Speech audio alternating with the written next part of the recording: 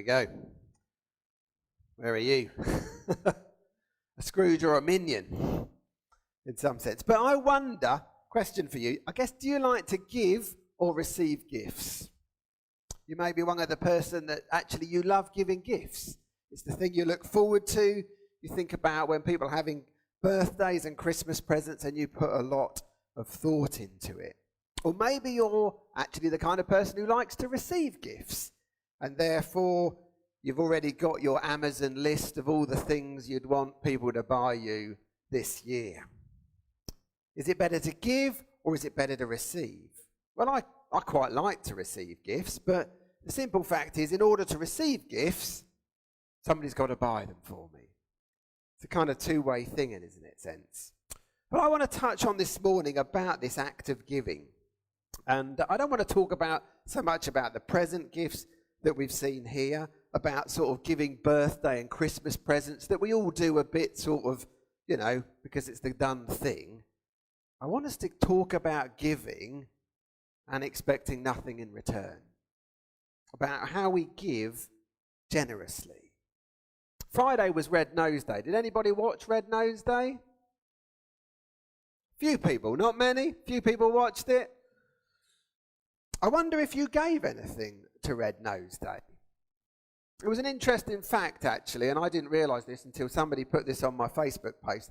Red Nose Day raised about £31 million on Friday night, which made me go, not bad.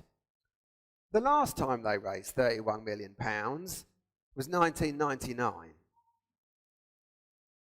The highest they raised was £100 million in 2010.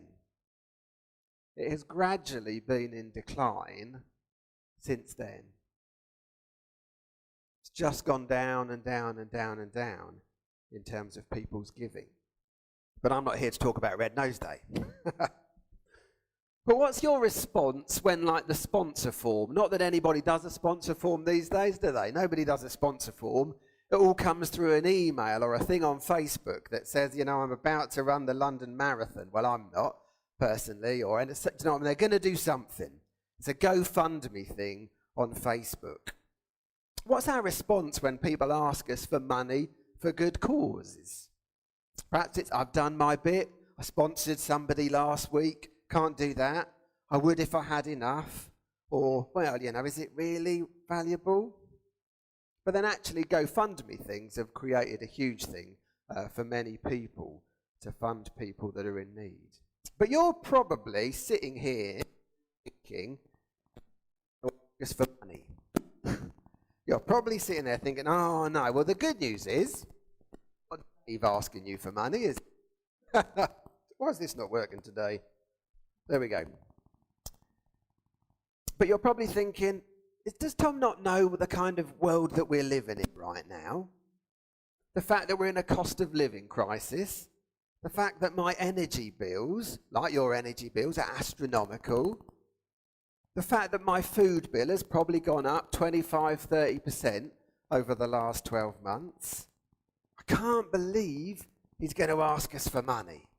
That's probably what you're thinking. No, don't ask me for money. Don't ask me to put more money in the church or anything like that. Well, you can relax. I am not going to do that. I promise you, I'm not going to ask you for money this morning. But I am going to ask you, how is your giving? How is your generosity in giving? Are you a contributor or are you a taker? This isn't just about money, as we've heard from Marion this morning. It's about how we share our time, our resources, our love, our compassion with people. As we've seen in the film clips, we can be like Scrooge, and we all know Scrooge, and Scrooge had a major turnaround, but you know the story. You can be like the minions, in a sense, who realised Gru had a vision to go to the moon, and they decided to give to the vision when the bank wouldn't. Or you can be like, and this is a slightly strange one, if you look on YouTube, there are a lot of clips of people that do anonymous giving, yet they're on YouTube. which is always a slightly strange thing in a sense. But there is a thing called This Is Epic as well, where a guy goes and he just gives laptops to students who need laptops and stuff. So it's great stuff. And there's also a load of stuff about the idea of paying it forward, about buying coffee for the person behind you, or you pay for somebody's groceries and stuff. But I want to talk a little bit about giving, about helping people out without expecting anything back. And the great thing about giving and helping like that is studies show it's probably one of the keys to finding happiness. Most studies show that giving away generously, serving others, is a key to finding happiness. And I think it's why Jesus talked about it as well. And we're going to look at a passage in a couple of minutes about giving and why they did it. But I want us to take a break so you can relax a little bit. And there are a few questions that are going to come up on the screen, I hope, and for you to discuss on your tables and grab a coffee. So the first one is, what's the best unexpected gift that you've received? Is there an unexpected gift that you've received somewhere? Do you like to give or receive? What are you giving to? Maybe you want to think about that. Your time, your money, resources. And then, why do people give or why don't people give? I thought about making it personal about why do you do it, but I'm like, just discussing your tables, because we know there are some people that give and there are others that don't. So why do people give and why do people don't? So grab a coffee and chat through those questions for about 5 minutes. Cool. So anyway, we're going to read a couple of passages. So the first one is, again, following on from when we were looking at this a couple of weeks ago, comes from Matthew 6 and Sermon on the Mount, when Jesus was kind of giving his message to a load of people nearby. So he says this at the beginning. And he says, be careful not to do your acts of righteousness before men, to be seen by them. If you do, you will have no reward from your Father in heaven. So when you give to the needy, do not announce it with trumpets, as the hypocrites do in the synagogues and on the streets, to be honoured by men. I tell you the truth, they have received their reward in full. But when you give to the needy, do not let your left hand know what your right hand is doing, so that your giving may be in secret. Then your Father who sees what is done in secret will reward you. You see, it starts with not if you give, but when you give is the first thing. And it would have been normal culture for the people listening to that message to give. It was part of the sort of thing of being a Jew, in a sense, that you would have given one to the needy, and secondly, you would have given to the temple. But it had become a bit of a culture, as you hear here, about showing, about the sort of, who gives the biggest gift, or the announcements of, here I am going to give the gift. Look at my holiness. Look how generous I am. Look how good I am. And Jesus challenges it, that actually we should give in secret.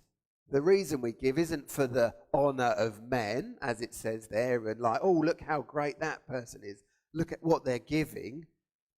It's about knowing how we've given and why we give.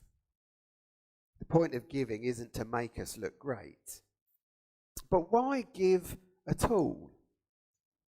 Our God is a giving God. He is a God of abundance, and he loves to give. He willingly sacrificed his own Son on the cross and invited us into that relationship with him. That's probably the biggest gift that I or any of us can receive, that we get eternity with God. And our generosity is meant to demonstrate part of God's character and a response of what he's done for us. Some of the reasons we give is because we love the people we give to. We actually want to honour them. In Mother's Day, for those of you who are mothers or the children that were here, some of the reasons they've given you presents, hopefully, is because they want to honour you as mothers, because we love what they have done for us. And the same is true here, it's showing our generosity. The same should be true to a loving God.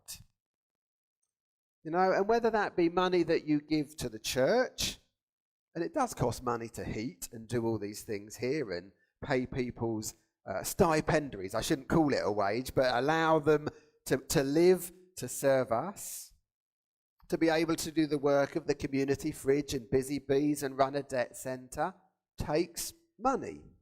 We all know that. But we may choose to give to charities as well. We may choose to give generous gifts to people that we know are in need.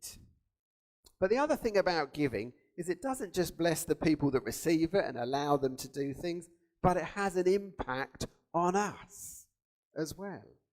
Generosity has positive effects. One person, and it's interesting that you were just saying that when you had that gift, you thought, oh, maybe I should give it to somebody else more in need. Often we may pass it forward. If somebody's been generous to us, we may be generous to others. And there's a film called Pay It Forward. We've used it here a few times before, where the idea is somebody does something generous to somebody else without asking for anything in return apart from the fact that they pay it forward, that they do something generous for somebody else. But as I said earlier, giving is one of the things they've found about finding a key to happiness. It shows that we don't have a hold tight on our resources. It just demonstrates God's character, and it results in increased faith for us. When we are willing to give, we declare that our faith doesn't depend just on our material possessions, but our faith is in God as well, who is faithful to provide. Christians are meant to be marked by being giving people. That is, I believe, one of the characteristics that should mark us out as Christians is our generosity, because of a generous God that we serve. In giving, we lose nothing. Give and it will be given to you. A good measure, pressed down, shaken together, and running over will be poured into your lap. For with the measure you use, it will be measured to you. Those are the words of Jesus in Luke. He talks about giving and actually how we receive as well. But it isn't just about how much we give or why we do it. It's an attitude of heart. We often think if we give more, we'll have more. And maybe you might be thinking, well, I'd love to give. I'd love to give when I have a little bit more money. That's often the danger that we get into, isn't it? But I reckon most of you are probably like me. May not be true. But we find no matter what we get, we seem to spend. No matter how wealthy we've been or are, often we find ways to spend it. I was always challenged by, I think it was John Wesley or Charles Wesley, who decided to set aside what he needed to live, and any money he earned over and above that, throughout his life, he chose to give away. So as he got more money, actually he chose to give more away. It's a tough one, isn't it? But giving is about our attitude. I'm not here to ask you to give money. I said I wasn't going to do that. And I'm not asking you about how much you give. That's between you and God. But your attitude to giving is something I will ask you about. Because Jesus said it in Luke 21, and I want to read it. As Jesus looked up, he saw the rich putting their gifts into the temple treasury. He saw a poor widow put in 2 very small copper coins. Truly, I tell you, he said, this poor widow has put in more than all the others. All these people gave their gifts out of their wealth, but she, out of her poverty, putting all she had to live on. God is much more interested in our attitude to giving than how much we give. And only we can answer those questions, can't we? So I've talked a little bit about financial giving this morning because I do believe it is part of our discipleship of what it means to follow Jesus. I do believe that actually sometimes, and so often we give, and I used to fall into this camp, I like to know what I'm giving to. I like to know I'm getting a good thing in return. And we have to trust the people we give to do that. But I also believe God calls us to give generously, not expecting that. You know, a lot of people will tell you, and I'm going to step out dangerously here, you know, oh, I won't give to people on the door. I won't give to people on the street because they'll use the money incorrectly. You know, sometimes I think we should give just generously out of our heart, with not knowing what they're going to do with it.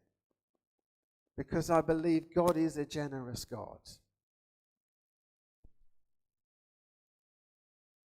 So actually we give, not always expecting what we're going to get in return.